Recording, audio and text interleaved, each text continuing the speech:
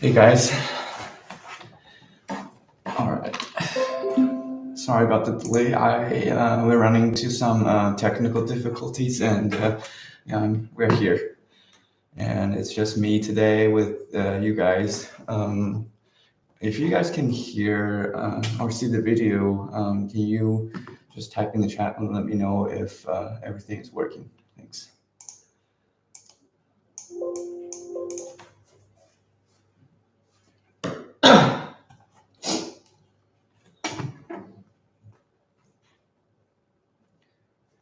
Very clear. Yes.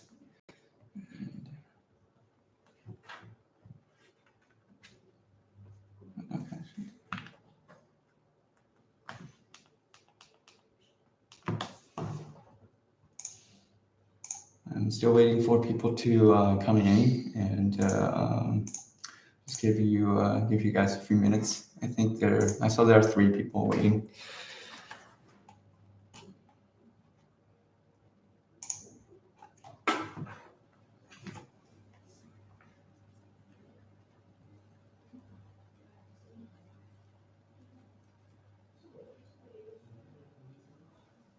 Mm-hmm.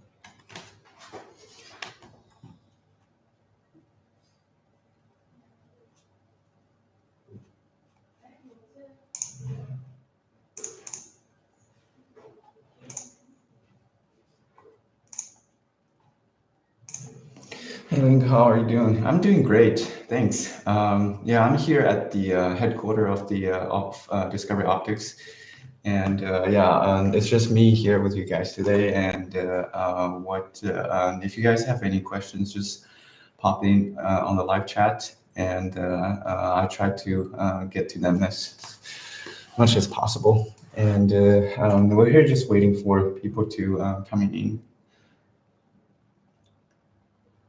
Hello, friends. Hello, amigos. Sorry, I don't speak Spanish, but welcome. I think we have a couple people in here already, and okay, I think we can get it started. So, as the title talked about, that we're going to go through a product.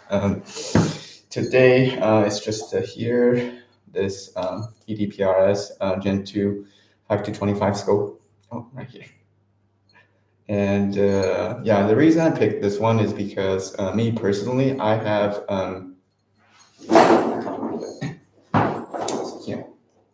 So this optic right here, I am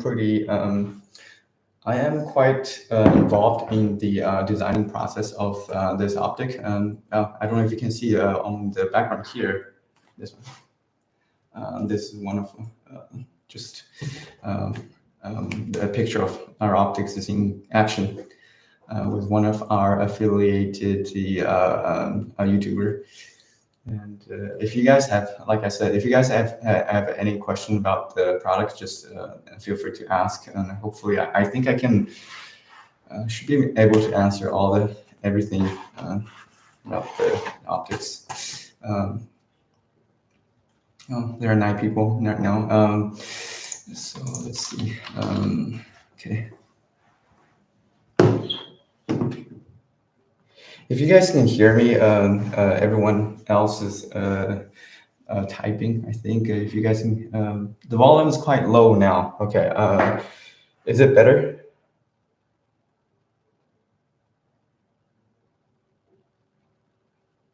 The volume is quite low. Let me see if I can.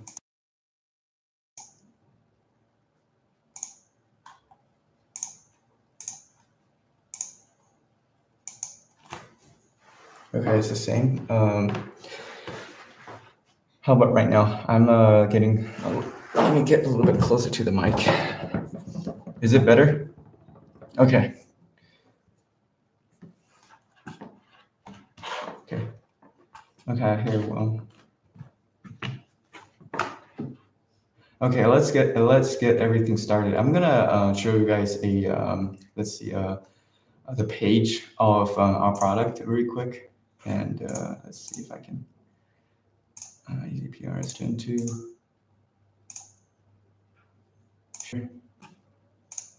Okay, this is our product page. I'm just gonna go through. Can you guys see the screen?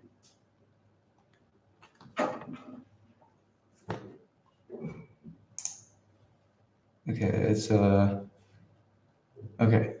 No.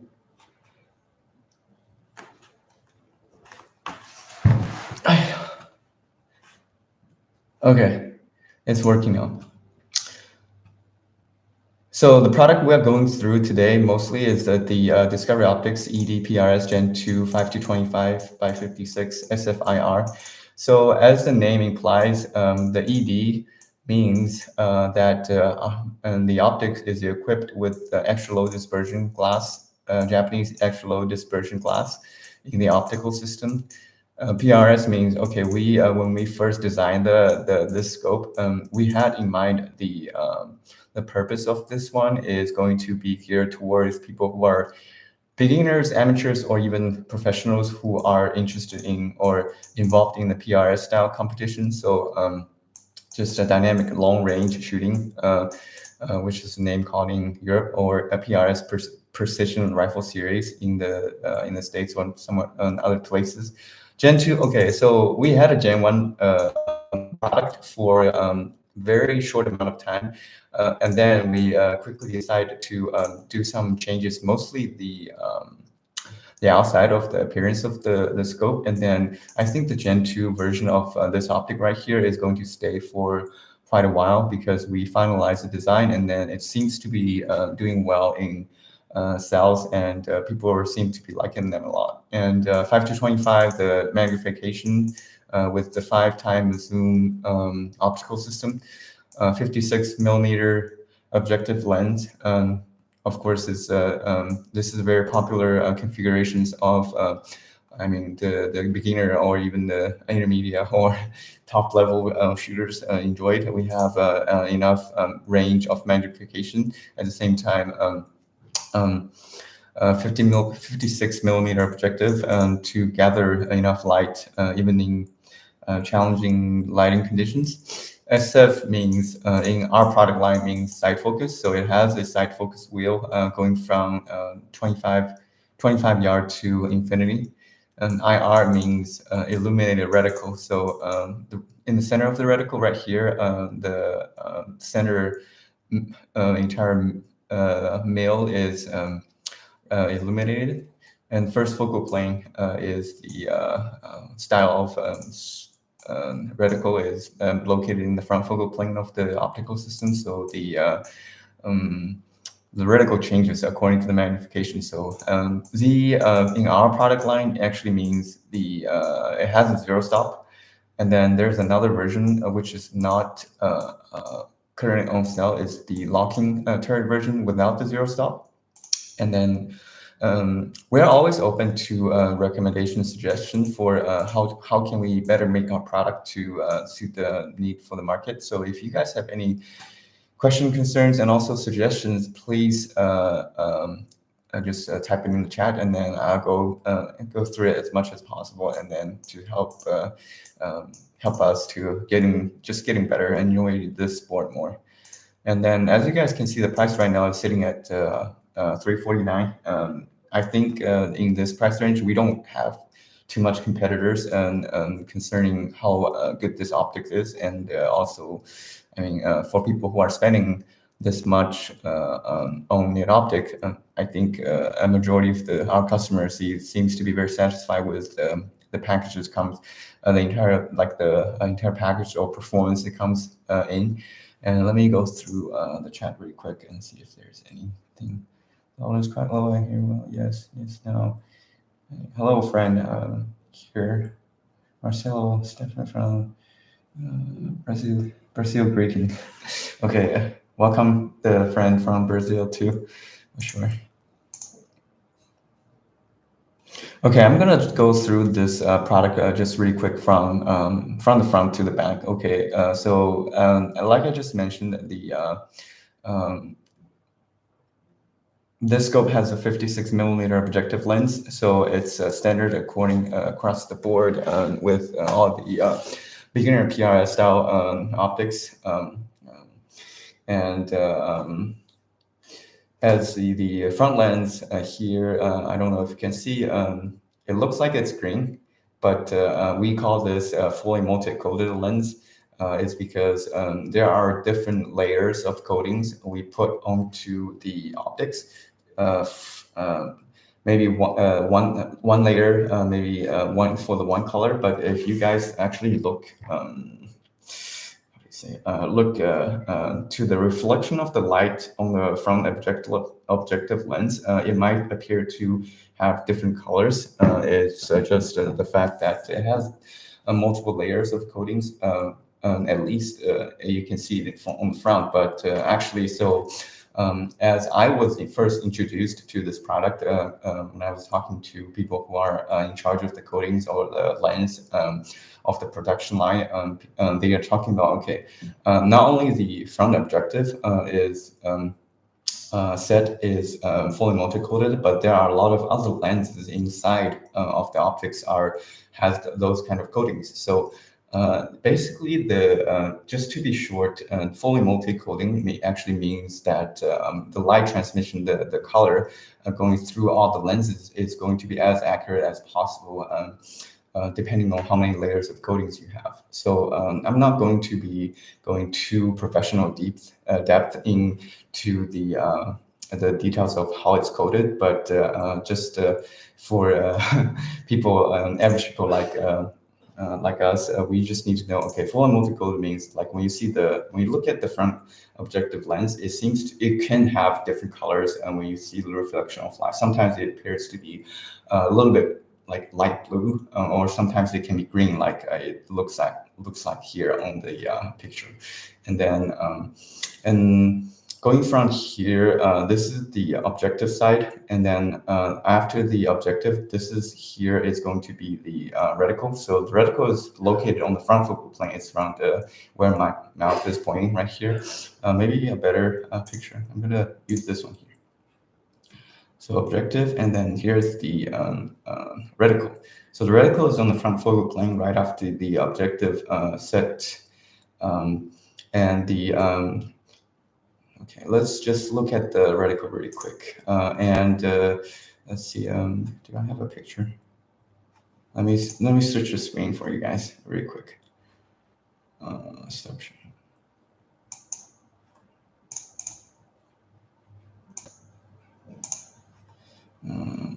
Window picture. Can you guys see the reticle right here? Okay. I'm gonna zoom in a little bit. So since we have a little bit time here talking about the reticle, I'm going to go through a little bit more in depth of how we decided to this at least the center portion of the reticle. If you guys can you guys see the reticle picture of the picture of the reticle on the live stream? Just okay. It seems to be working now. If you guys can see it, just let me know. Okay, so when we design the center portion of reticle, we have looked at maybe like 20 or even 30 different designs of what is popular here right now in the PRS community, and then what do people like. So as for now, we only have the mill radian or MRAD version of the reticle and then turret right now, so I'm just going to go through it. The center portion, we decided to go with a very precise dot instead of the cross, and we think that it will help you to establish the center of the target a little bit easier compared to a cross or other style. And I think the center dot size is quite nice, at least for me. Like it's easier to, it's a little bit easier to find the target. But other people might prefer a cross, but we decided to go with a dot. And then the center opening part from the, I'm going to zoom in a little bit more, from the dot to the first hash mark, there is a 0.2 mil of the opening, so that when someone is aiming at let's say a steel target out at 500 or 600 yards or something, you can have a little bit opening to first maybe spot your hit. At the same time, you can see, okay, where is what is precisely you are aiming at on the dot. So the center opening, we leave it on there on purpose. And going through from the center to the, let's first look at the horizontal line here. On the bottom of the horizontal lines, we put a 0.2 mil hash mark with the big mil mark. So every single from the center to first, and then first to second, and then all the way to right here. So we didn't mark the first one, and like the first mil in number, just to leave the center a little bit cleaner. And on the bottom is 0.2 mil hash. So for example, if you have if you need a precise holder of the target, let's say a 0.3 mil to the left. So you just need to put the target in between this is 0.2 and then 0.4, and then just need to put the target in between these, and then it should be good to go.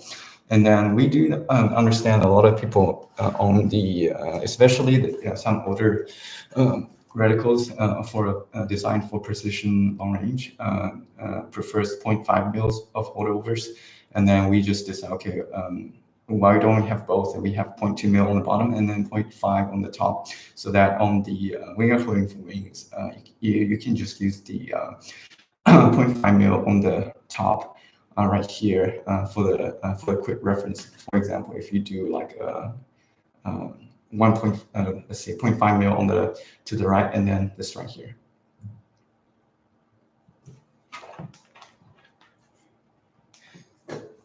There's a question coming up. Let's see. I have the EDPRS 5-20 by 52, which has a zero stop. However, on the website, I noticed there is an EDPRS 5-20 SF5 PZ aside from turret marking. What is the difference? I'll have to look at the website for the reference, but SSIR, which has a zero stop, and then with the Z. Okay, so we went through a little bit of the change of the naming conventions. So if it's a dash Z, usually means it has a zero stop, and then we didn't have that naming thing back then, just to specify, because we didn't know that we were going to make different versions of this product line. And then we came up with the idea, okay, there are some people really enjoy to have a locking style push-pull turret, so that so with the dash L, or we didn't have that before. So also, Nicholas North, can you specify the one you get is a Gen 2 or it's a Gen 1? Because we made we had a small batch run of the Gen 1, I think, until the middle of this year. And then everything had went to Gen 2, I think, since the August this year. So yeah, we are a startup company right now still, but and then go through a different, still trying to figure out, okay, how to name our products is better make sense to both the factory and also our customers. So yeah, we apologize if there's a confusion in naming, because we are still growing. And then there's another comment right above it. It says, Carry Hall, I'd like to see a discovery option that mimics the Vortex Strike Eagle 3 to 18 by 44, 34 millimeter tubes, first local plan capped windage. I think we do have a product which is similar to the Strike Eagle 3. We have a 3 to 15 version of the EDPRS. That scope, I actually do. So when I was still in the States, I do have that specific optic on my rifle, and I really enjoyed shooting it. 318 by 44 is a very good general purpose magnification range, 34 millimeter tube, first focal point capped windage. I think as far as I know, the biggest advantage of that 3 to 18 Strike Eagle is that it has a lot of internal adjustment, and we have talked about making a scope around that magnification range with a lot of internal adjustment in the meetings about a couple months ago. And my recommendation was we are not sure if people actually use that much of internal adjustment, or it depends on our capability of production, because as I don't know if you guys know, we are trying to catch up with our production, and also trying to get the popular models out to fulfill our orders, especially the product we're talking about right now is like this specific scope, and also some really popular ones like the ED5 to ED Gen ED Gen 2 5 to 40, and also the HD 5 to 30 models. Just these three models that we are trying to catch up, and then trying to expand our production to, let's say, making some new optics is a little bit, has been putting a little bit behind. So, but I think your recommendation is very reasonable. People like that those very general purpose range, like a 3 to 18, or even 2.5 to 15. Let's see, some like the 3 to 4 power on the lower end, and then close to 20 power on the high end. I think that's very reasonable recommendations. Yeah, just to summarize, we'll definitely consider that in the future product line. And my main question would be, for example, like the 3 to 18 by 44 model compared to, let's say, a 5 to 25, not 5 to 20, sorry, 3 to 15, or even 4 to 20.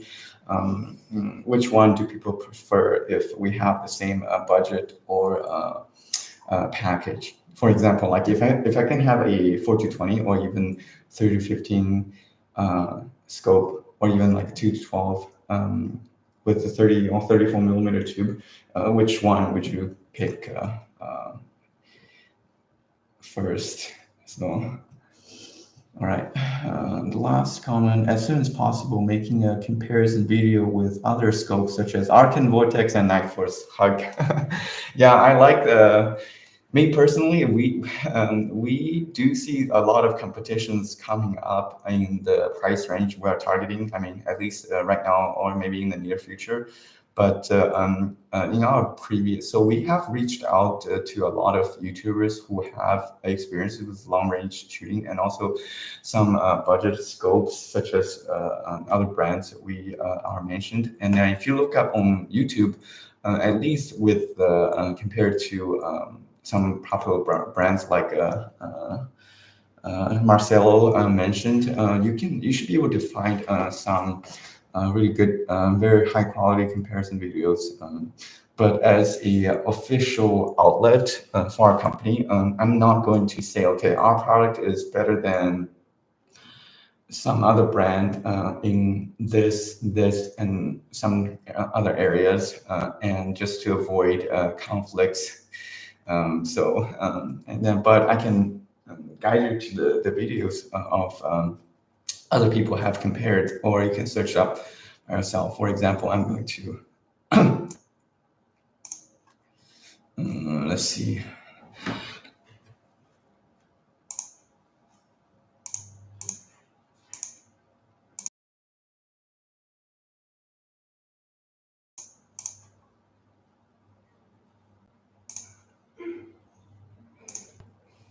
If you can, if you guys can see right here, YouTuber here has compared Arcane EP5 versus Discovery, and then you guys can just look it up on YouTube, and then there are quite a few really good, well-made videos comparing them. People have different preferences, and you guys can look it up for yourself.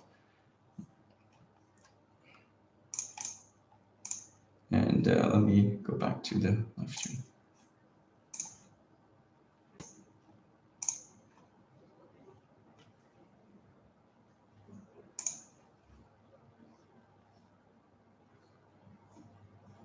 That model 5 to 25 has the perfect reticle.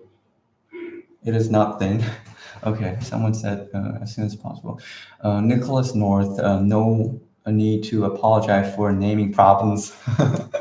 My only recommendation in regards on that, when releasing a new PRS updated model of one of the products, provide a list of the improvements over the prior model. I think that is a very reasonable recommendations.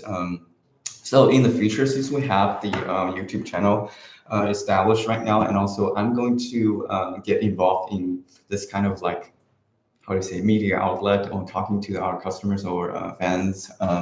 So we are going to have a official product release whenever we have a major model or like a new thing coming up. And also this kind of live stream is going to be like the reoccurring. I'm trying to have it like a couple times a month, or at least once a month, so that if you have any questions, just to chime in, and then we can talk about it. Or if you have any questions of anything optics related, you can always email us, and that should be able to solve all the concerns or like questions you guys have, right?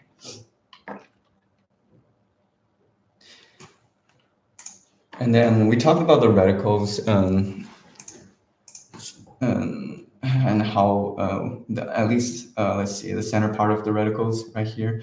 And then I think just the rest of the reticle is just the Christmas tree. So we decided to go through with the Christmas tree style, just to basically meet the standards of the industry. Basically, whoever shoots PRS competitions know, like, okay, this is the style of reticle we can use holdovers, quick references on when you're shooting a match. And then if you're only using reticle, you should be able to shoot out to let's see, close to 1,000 yard or beyond with centerfire rifles with only just using the tree reticle, or even let's see, 200-300 yards with the 22, and then it should be not to be very difficult. So looking at the tree right here, so this the reference on the tree is slightly different from what we see on the horizontal line.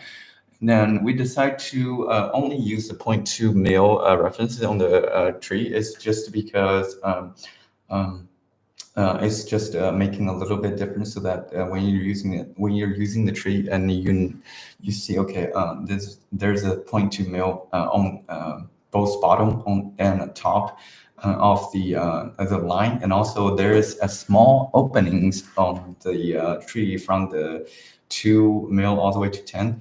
And so that I think, for me at least, it's a little bit easier to find the center if there's a small opening, just personal preference. And also we decided to go with the line reference instead of dots. I know a lot of people think, okay, a lot of other companies are using the dots, but for me at least, holding winged, just using the tree in general is, for me, it's a little bit easier for me to use the lines instead of the dots. So, and again, if you guys have other recommendations or reasonings of why we should change it, just let us know, and then we will consider your opinions, because we do have compared to maybe other companies, we do have less experience of designing reticle, and also know what do people specifically like, or how to configure a reticle. So any recommendations are welcomed.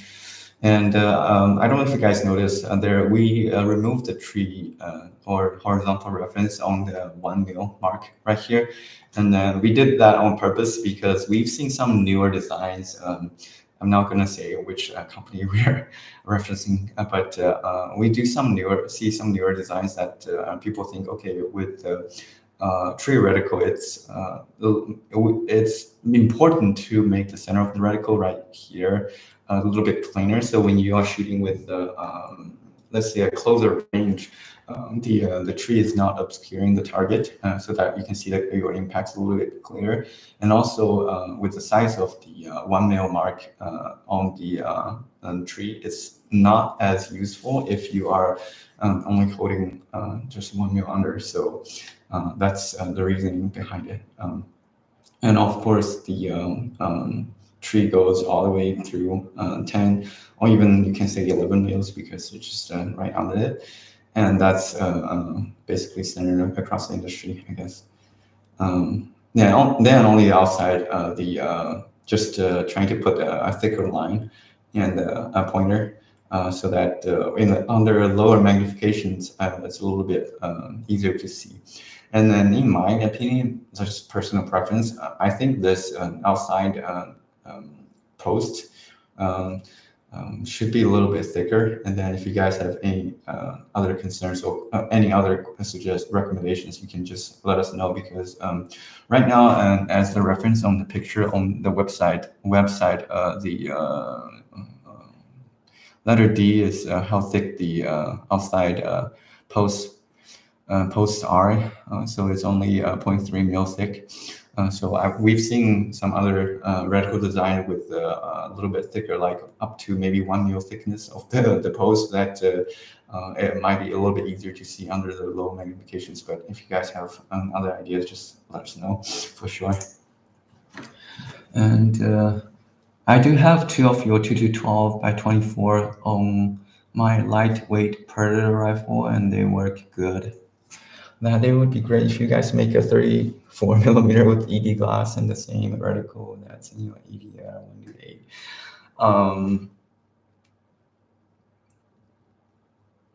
So you want a 2 to 12 magnifications with a small objective and the ED lens.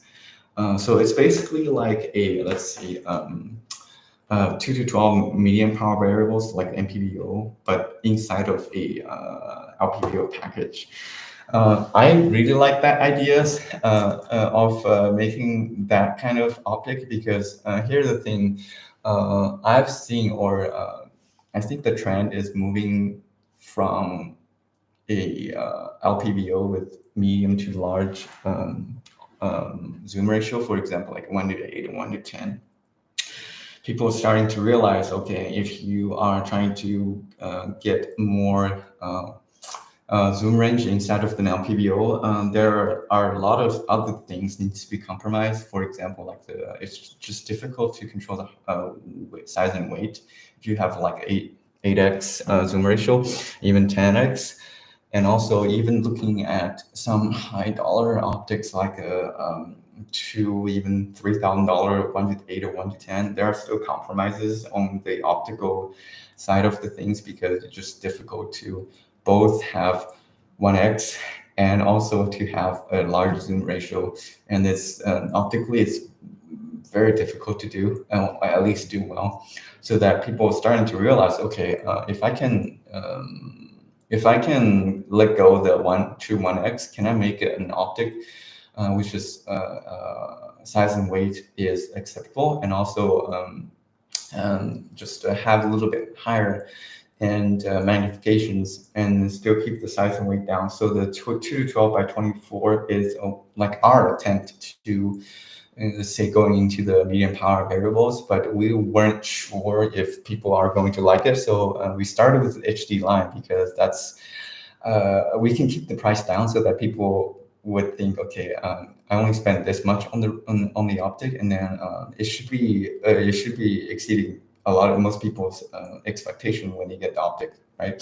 So that idea to me is not new, because even back in the late 2000s, if you guys know, Night Force had made a NXS version of their scope with the 24 millimeter objective. So like the LPVO size, NXA size, with a 2.5 to 10 magnifications. And even though that's a second focal length scope, I think that idea has been left out for so long, and that people are too excited or like go dig right in when like the 1 to 6 or 1 to 8, even 1 to 10 scopes are coming flooding into the market.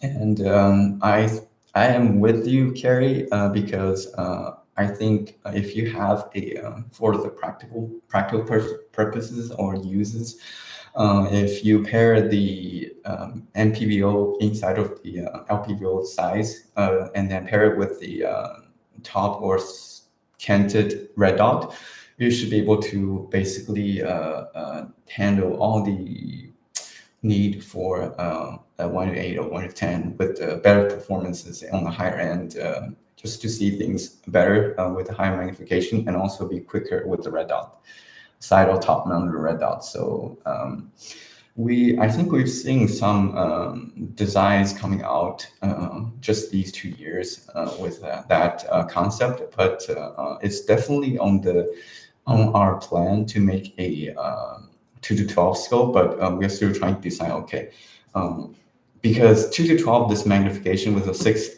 times zoom range is also very good or excellent, not or even the best for hunting purposes, because 2x on the close, most people can be really quick about it, quick with it, and then 12 magnifications, plenty for shooting maybe even out to let's say beyond 300 yards. So.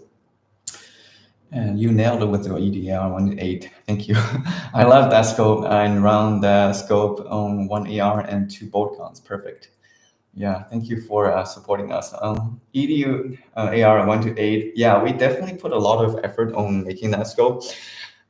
It's not perfect, but we're like I said, always is like we're working on to getting things better. If you ever see a Gen 2 in the future, I can promise you it's going to be a lot better, because like I said at the beginning, I got involved in a lot of configuration process of our optics, and yeah, we're trying our best.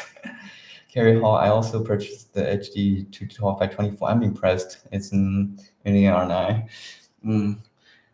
Yeah, the HD 2 to 12 by 24 is definitely an interesting optic, concerning how like the how it comes in a very short and lightweight package, but still packs a punch of the magnifications.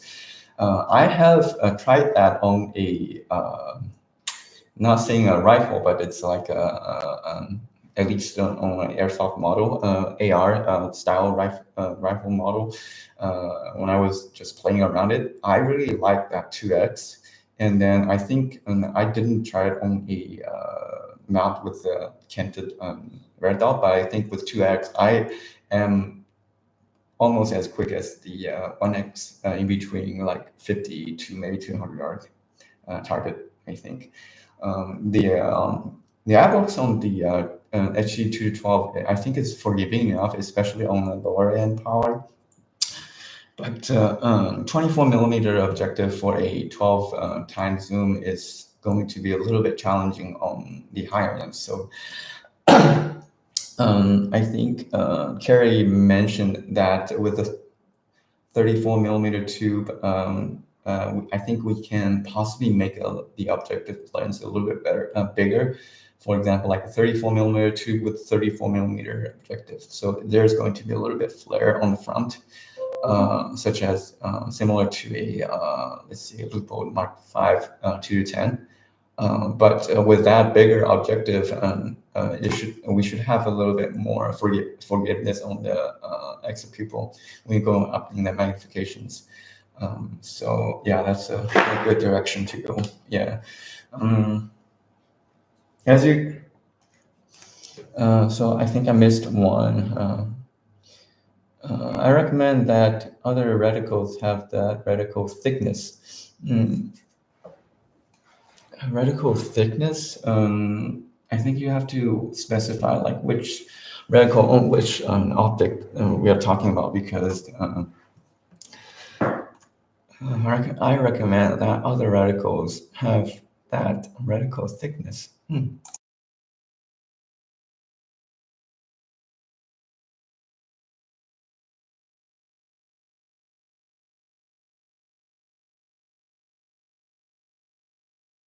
So the same thickness at the ED5-25. Yeah, I think that's a good recommendation.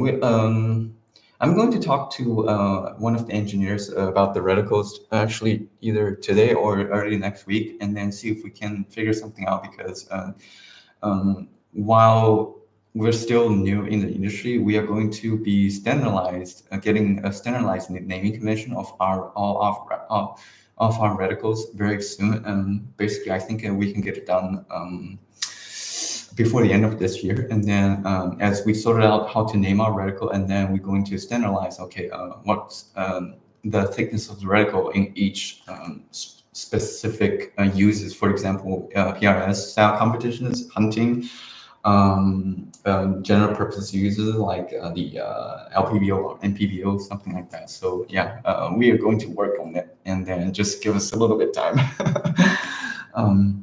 I just got an EDR1A. It's amazing. Okay, thank you.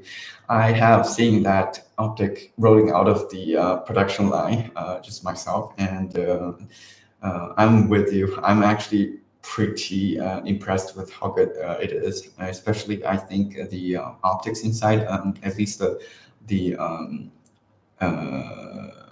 image resolution, color accuracy is looking great, and I think overall it's a great product. It's not perfect, but that's the best we can do on the. I mean, our attempts on the LPBO word. We're going to talk about the EDAR 128, or I'll be bringing the older generation 126s along, just talking about our approaches to the LPBO optics on the, it's either going to be the next one or the one after. So yeah, we do have some special taste or take on how what can we make, how good of the LPBO work we can make in the future. So just stay tuned, and then we'll talk about it in the future. Hi friend, what is the possibility of Discovery Optics launching an LPBO with a 35 millimeter tube with a magnification of the 1 or 2 to 1 to 15? So 1 to 15, that's a 15 times zoom ratio optical system. So I don't think anyone who, even the higher end optics company, have that kind of configuration. Wait, just a second. Can you guys hear me okay? I think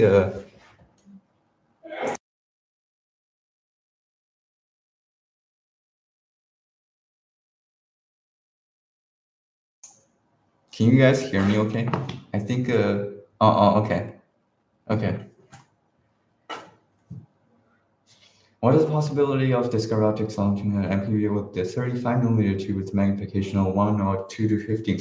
2 to 15 is probably doable. 2 to 15 would be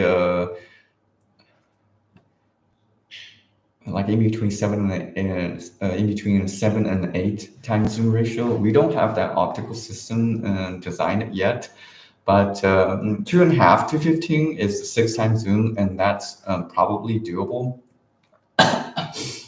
Excuse me. So the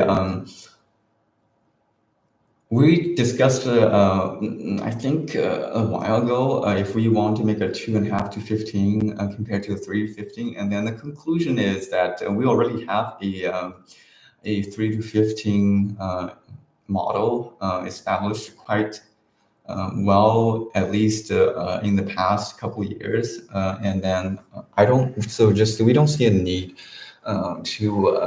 just to design a brand new 6x zoom to replace the current 3 to 15. So like 2.5 compared to 3 is not a huge change. Maybe 2 to 3 magnification is it would make a difference. So with the 6x zoom ratio, so it will be like a 2 to 12 instead of 2.5, 2 to 15.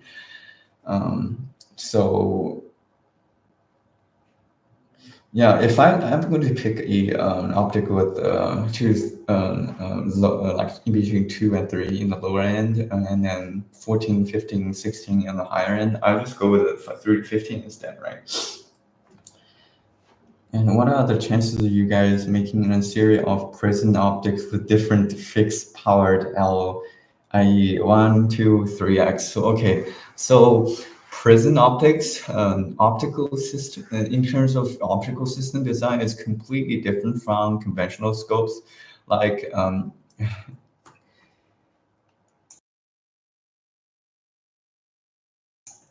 so we currently, we only have not capabilities, but we only have the designing capabilities of doing conventional optical designs, and then our designing part of the optics right now is mostly focused on perfecting or at least improving our conventional designs like the 5 to 25 or 5 to 30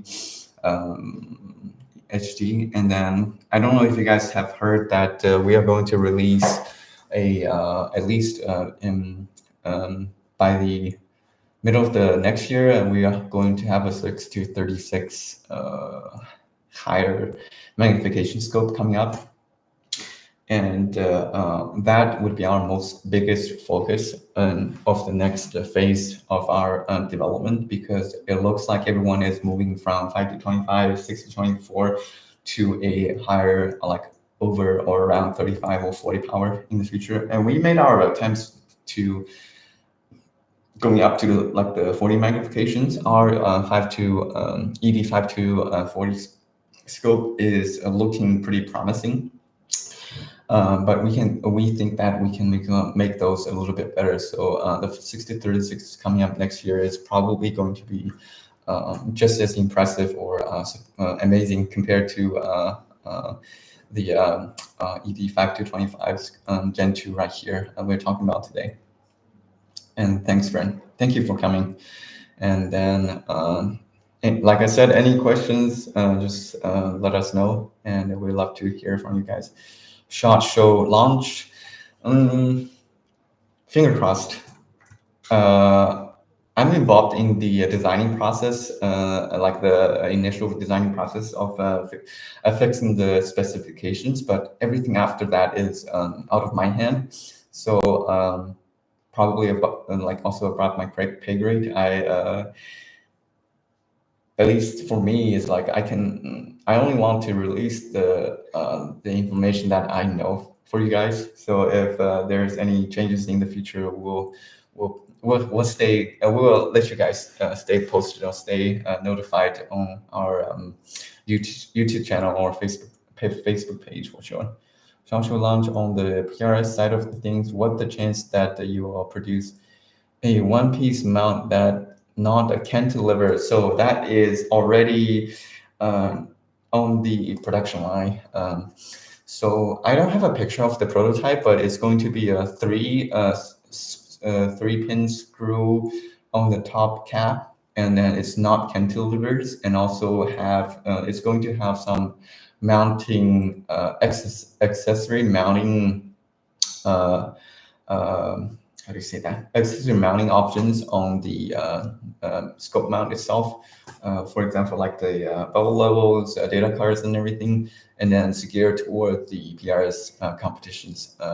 And we decided to make a cantilever first, is because we know a lot of people are interested in gas guns, or even like the shooting further with your with AR platforms.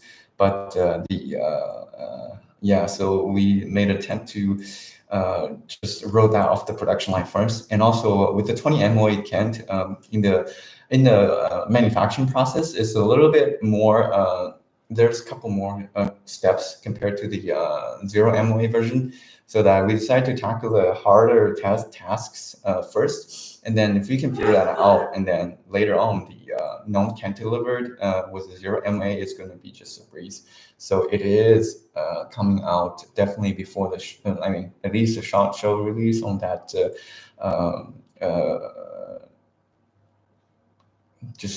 We'll just call it PRS competition one-piece mount, and then you guys will see it for sure before or even at the short show. Yeah, so yeah, we are aware of the need of the market also on the mount. So, and at the same time, it's going to be bore grinded from the factory. So it's going to be have just a bare aluminum finish on when you guys see it. And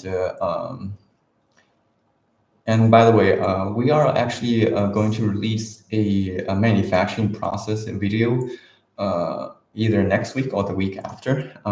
And then it shows how our mounts and rings are made, especially why you guys see just a bare aluminum finish on the inside of the rings. And then we do that on purpose of, not only on purpose of the look, but just to make everything more precise when you guys receive it.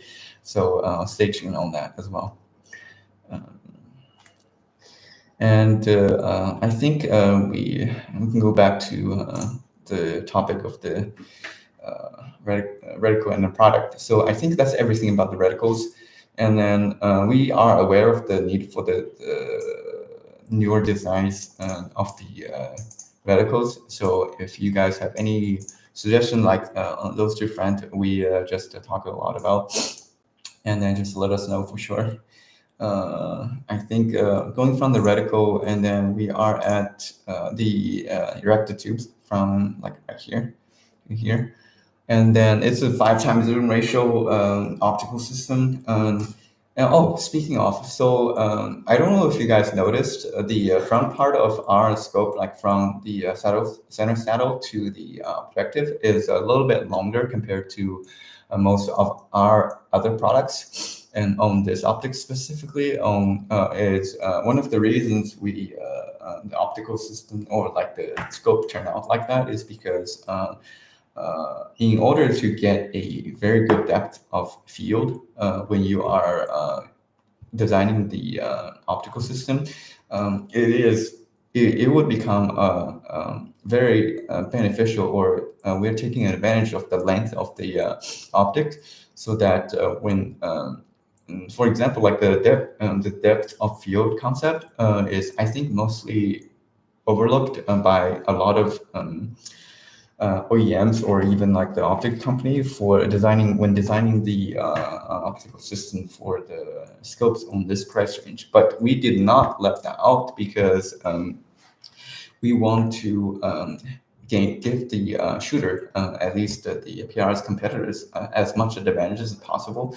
So I personally think when I was checking the EDPRs, and like both Gen 1 and Gen 2, I have noticed that, for example, if you're shooting a target from like 300 yard to both at 300 to let's say 700 or 800, you can leave your side focus wheel around, let's say a little bit over 3, and then you should be able to make out the target from, let's say, 300 yard, maybe all the way up to 8, so that inside of the stage, mostly if you are good with just keeping your cheek well consistent, not to introduce too much parallax error, I think most people can take advantage of really good depth of field on our ED5 to 25 optics compared to a lot of other a lot of competitors like similar model. So that kind of sets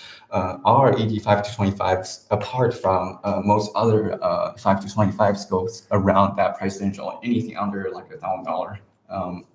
That's one of the unique features of our optics. But yes, the trade-off is our scope is going to be like let's say a little bit longer and heavier for sure. But we consider that a great advantage over some other competitors, and because if you're shooting, let's say PRS style competitions, or even like just shooting on a bipod or back, a little bit extra weight is not going to set you back unless you are carrying this to a as a hunting object. But I mean, I'm not against people are carrying this around, but I think this one is better suited for purpose of just that kind of style shooting. So size and weight do have a little bit disadvantages, but I think with the sacrifice, it's just worth it to have a lot better depth of field, at least for me. And going to the middle part, the center part of the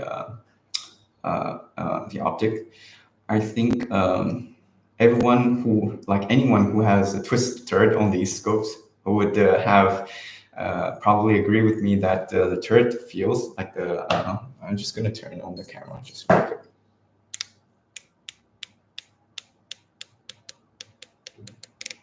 Like the turret, I think on this price range right here at the under like let's say anything I think under $1,000, I think our the field of the turret on this 5 to 25 scope is excellent. And I personally think that, okay, this is not going to hold people back when they are trying to make quick adjustment or doing things on the fly inside of the stage. And then you should be, I mean, everyone should be able to make the adjustment on those, let's see,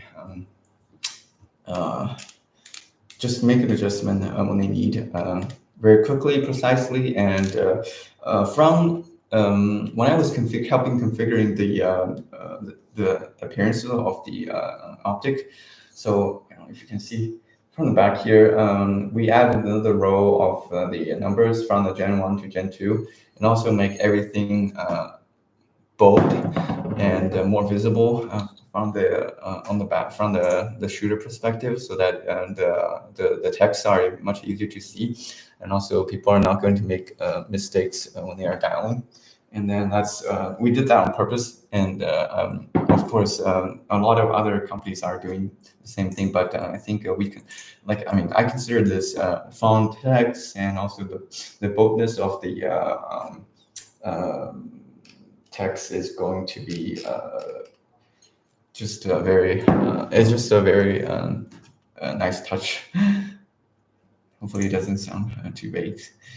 And like someone mentioned previously, like the zero stop, I think the zero stop is quite easy to use. It's nothing, let's say, very new or fancy, but I personally think the zero stop work, and then it's pretty easy to use. So that's everything, like at least I wanted. And a question, Carrie Hall, where can I post pictures of my using your scope in the field and NRL22? Okay, we do have a Facebook page or a fans page. And I'm going to, let's see, how do I, let me see if I can open up for you. 1 second.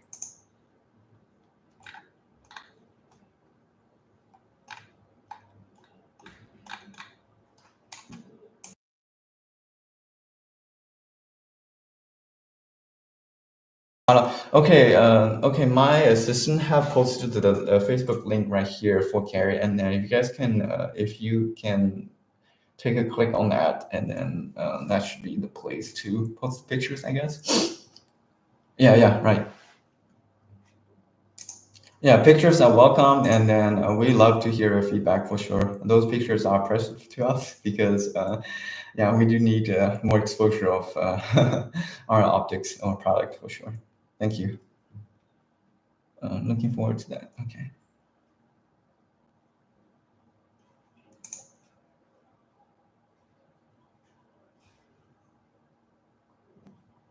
Okay, thanks. Thank you.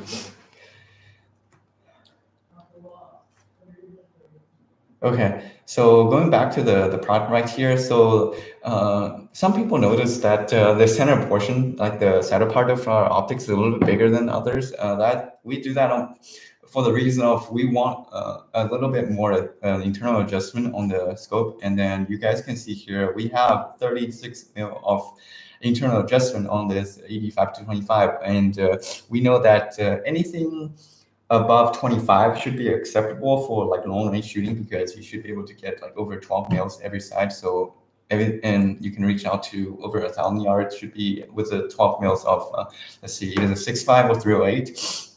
And 36 mil, that means you can get like 18 on each side, and then maybe with the 20 MA or 30 MA rail, should be able to get more, and then that should get.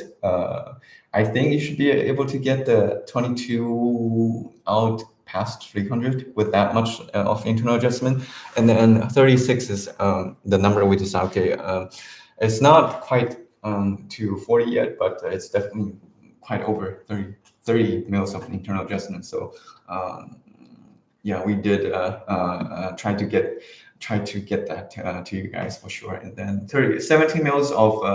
17 mils of windage, unless you're shooting against a hurricane or just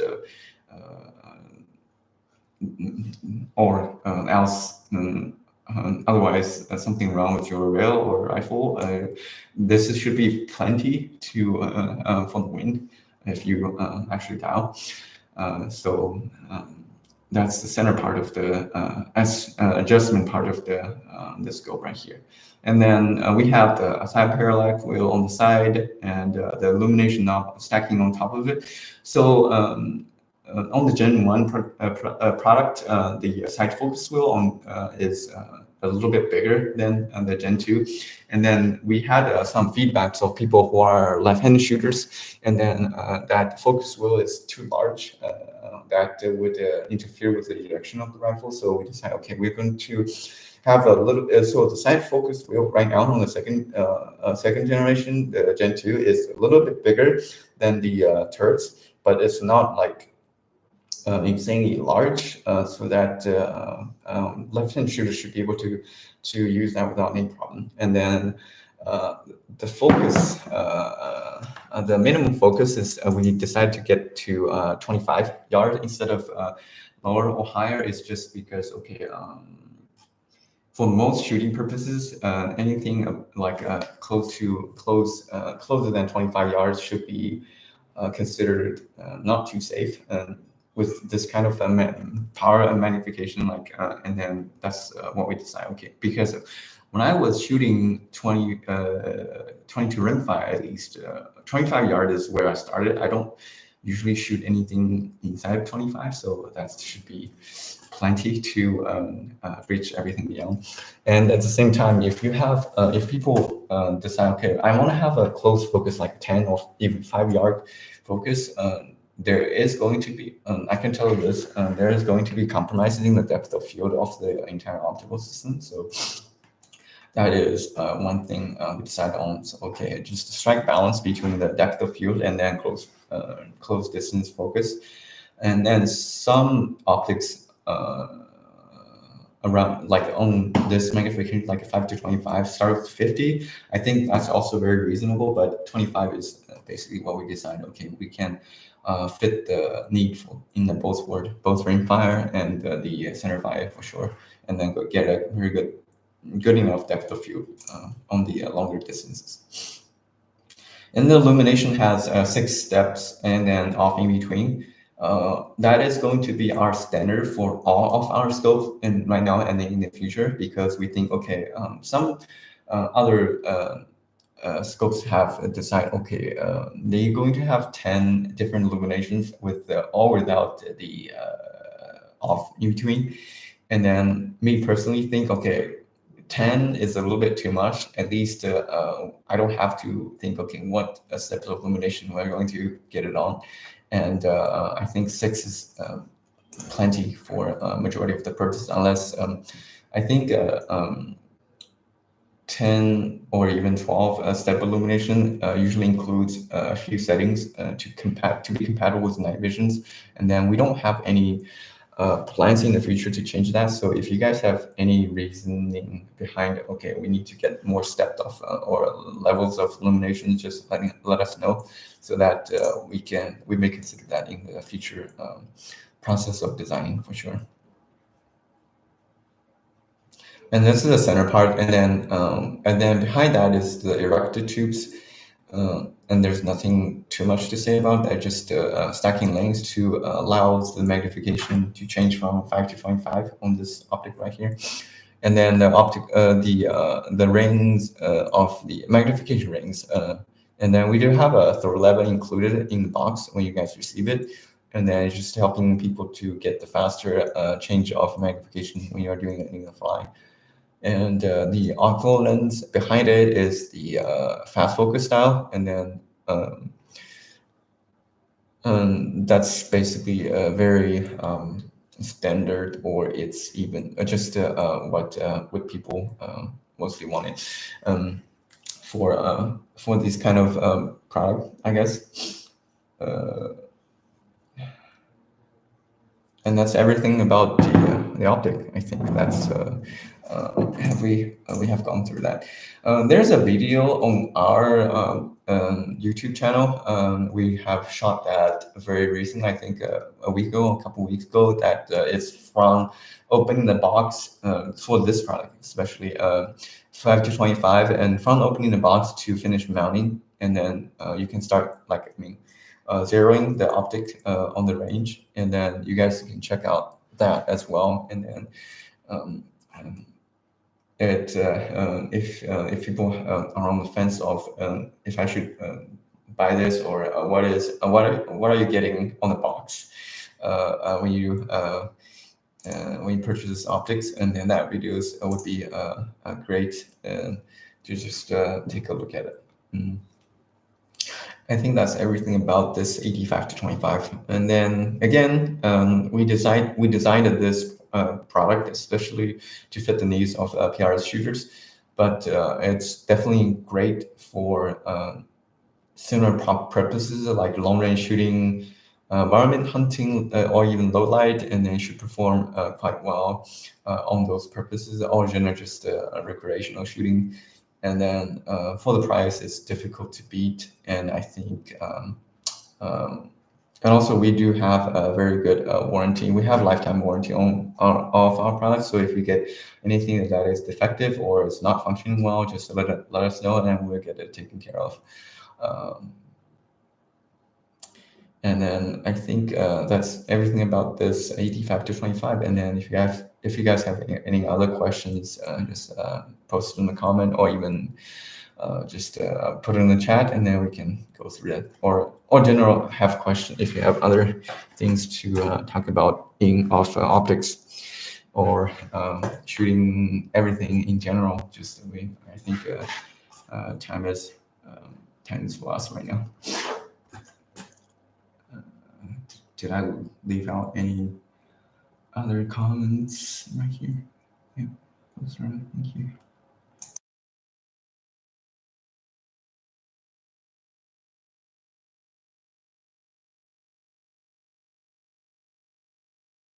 Oh, and also, if you guys have any recommendations of what product or things we can go through in the future live stream, just also let us know as well. I'm the person who is planning the future live stream, so that if I see people have questions on this specific product, for example, people talk about the EDAR108 a lot, and then we can go through. We would definitely planning on go through that product in the future. And also maybe that HD 212 by 24.